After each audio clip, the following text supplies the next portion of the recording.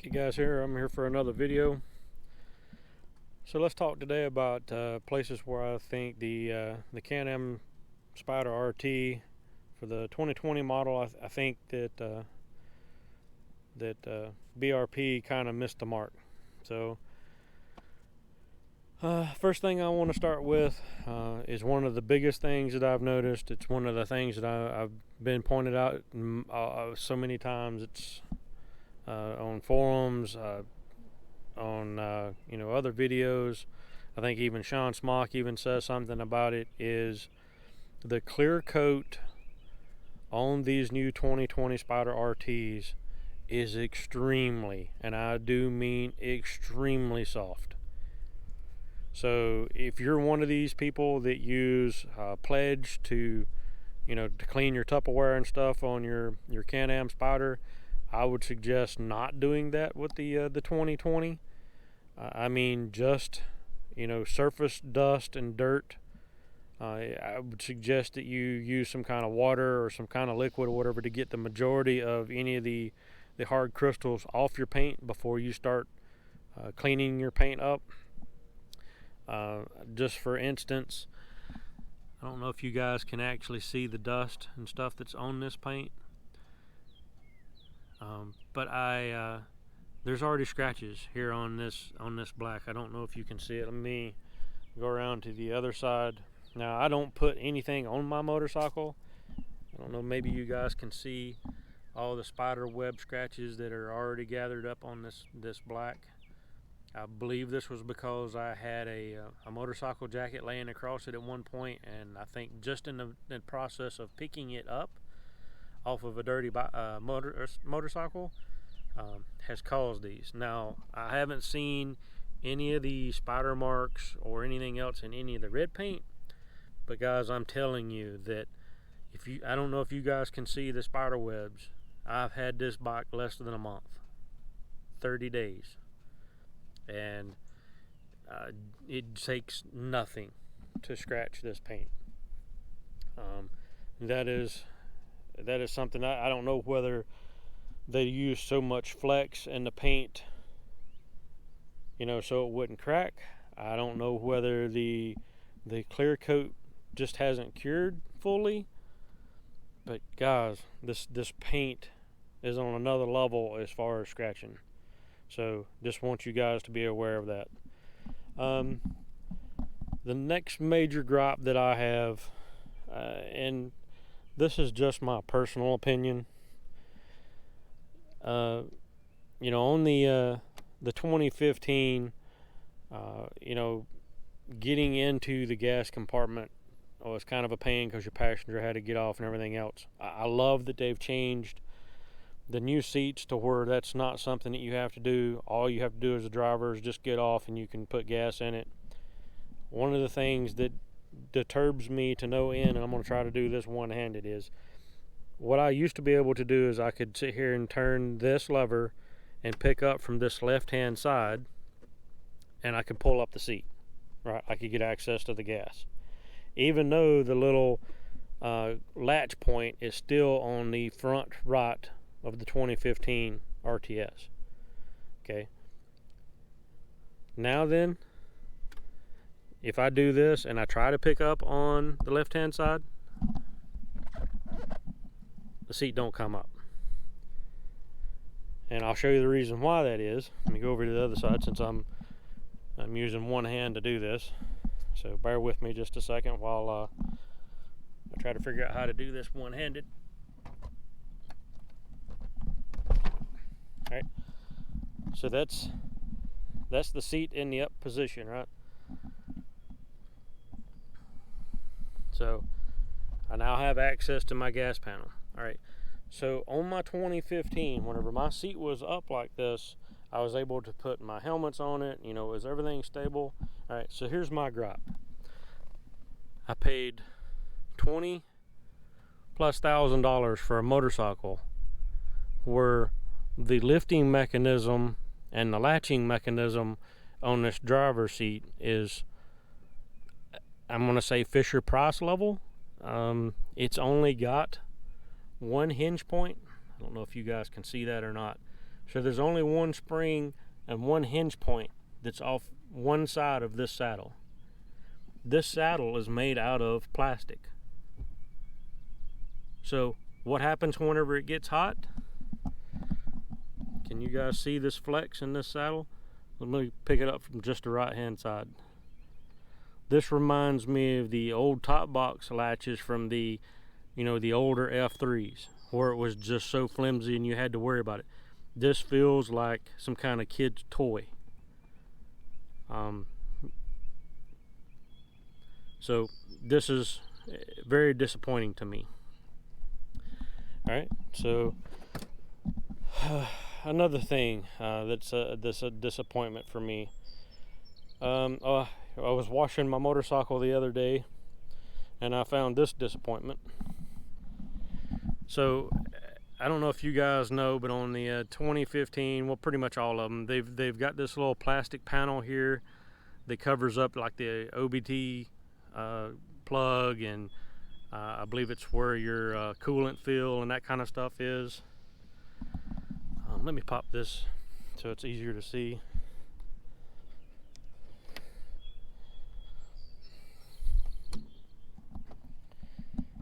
All right, so here's where your water fill and stuff is. Your OBD port and everything else is underneath this little plastic shield.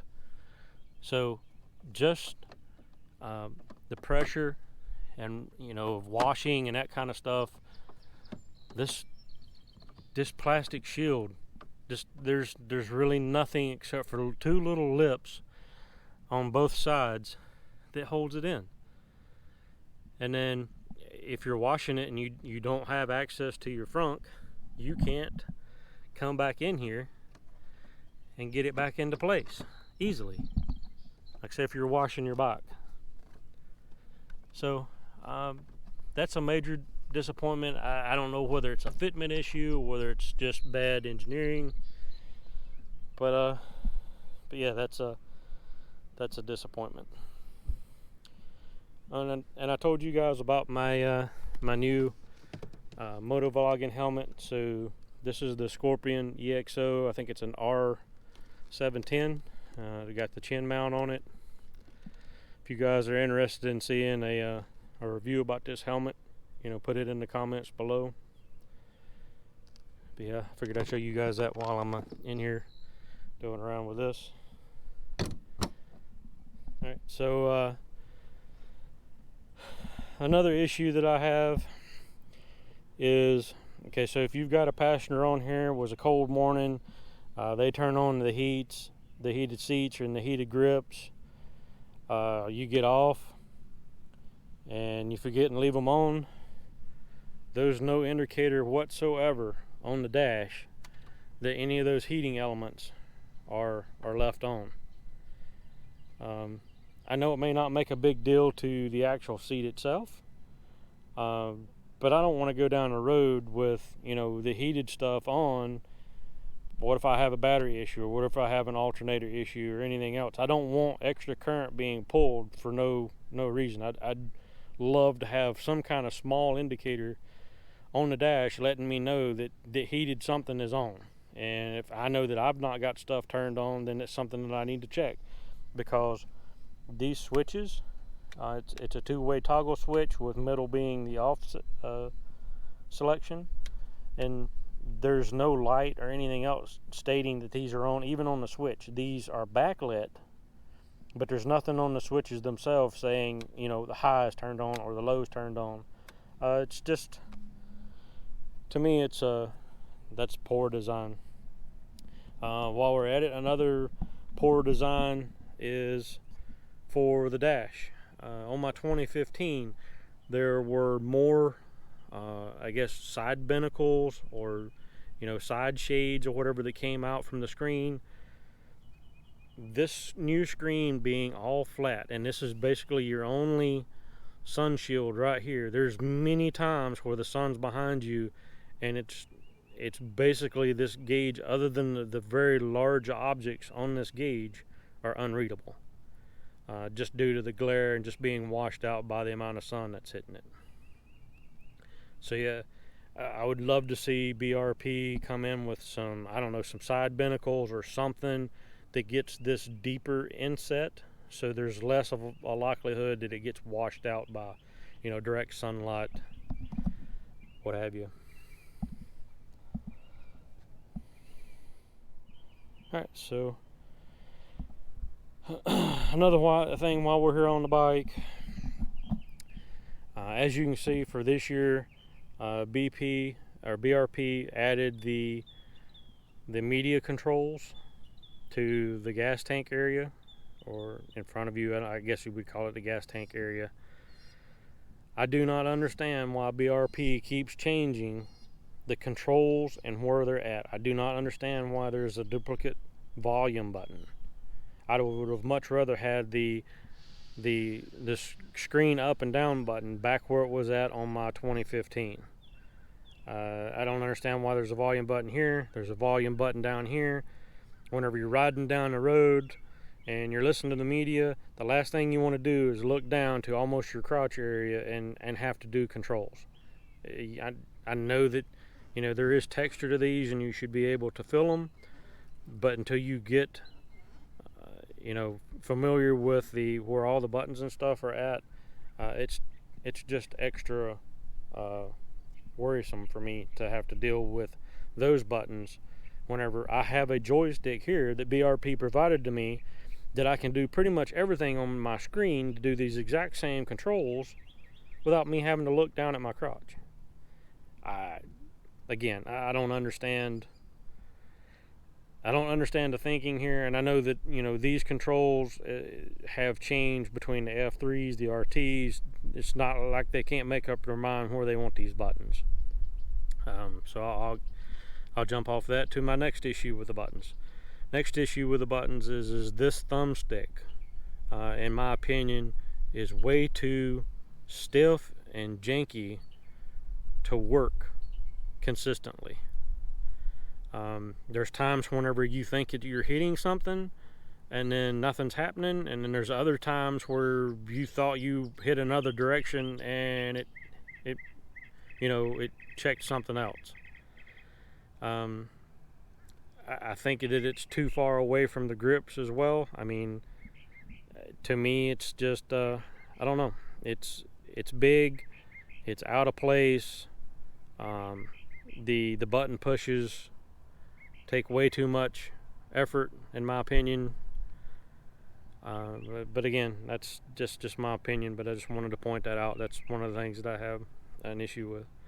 Another thing I have an issue with, and I believe another commenter said something or whatever on my channel, is from day one, each one of these head bolts for the handlebars have been tarnished or discolored. Again, this is a brand new motorcycle, less than 30 days old. I never had any issues with discoloration or any kind of tarnishing with my my 2015 RTS at all. So to me, this is, I don't know whether they're using a different material.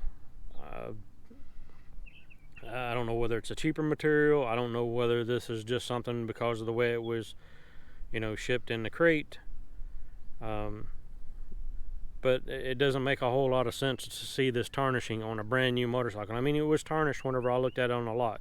Again, it wasn't something that made me stop the purchase, but it is something I think BRP needs to look into. I don't know whether it's, like I said, the bolt material or what, but definitely BRP to look into this. It makes an absolutely fantastic product. These points that I'm bringing up here makes an absolutely fantastic product look like, in certain places, like a kid's toy. And I don't think anybody that's spending this kind of money wants to be dealing with that. Another thing that I'm not fond of with the 2020 RTs is that I know that the tread pattern and stuff has changed, but you can go to Spyder lovers forums, you can talk to anybody that's owned a Spyder. These Kendra tires are some of the cheapest tires that you can possibly put on anything. And normally the tread wear is not good. The tread alignment is very inconsistent. Sometimes you'll pick up some kind of weird wobbles after you get 2,000 or 3,000 miles on your motorcycle.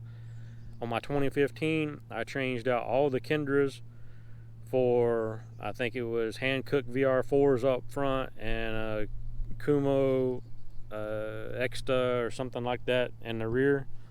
And I can just tell you that it made night and day difference in the ride of my 2015.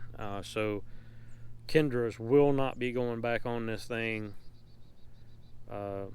whenever tread life is gone on these tires. I can tell you guys that for now. Another thing, while I'm down here looking at the wheels, the 2020 Spyder RTs. All right, so on my 2015, and this is about the brakes, right? So these 2020s have Brembo brakes on them. I know that my 2015, I had no problems with the actual brakes, but both the 2015 and the 2020, the brake action is very mushy. You have to put a lot of effort into braking to get a Spyder to stop. I'm used to two-wheelers that have Brembos on them, and to me, whenever I see a two-wheeler with Brembos, or even I've rode two-wheelers with Brembos, the second that you engage Brembo brakes on a two-wheeler, it's almost like it's over-braking normally. Well, on the Spyder RTs, that is not the way it is. Like I said, you have to put a lot of effort into these brakes to get this thing to stop. I'm not saying it don't stop. It still stops, and you can stop in a very short amount of distance. It just takes a lot of effort. All right, guys, another thing that I want to bring up, I brought it up in one of my other videos, 2020 RT with the longer footboards, the 23-inch footboards. If you are a shorter rider,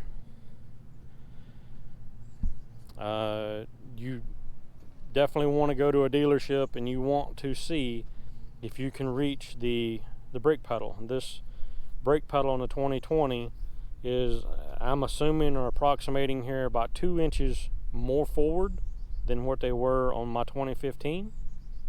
So if you got short legs, you need to make sure that you can actually reach a brake pedal if this is something that you're considering to purchase. All right, guys, well, that's all I've got for you guys this time. I'm out of here. Bye.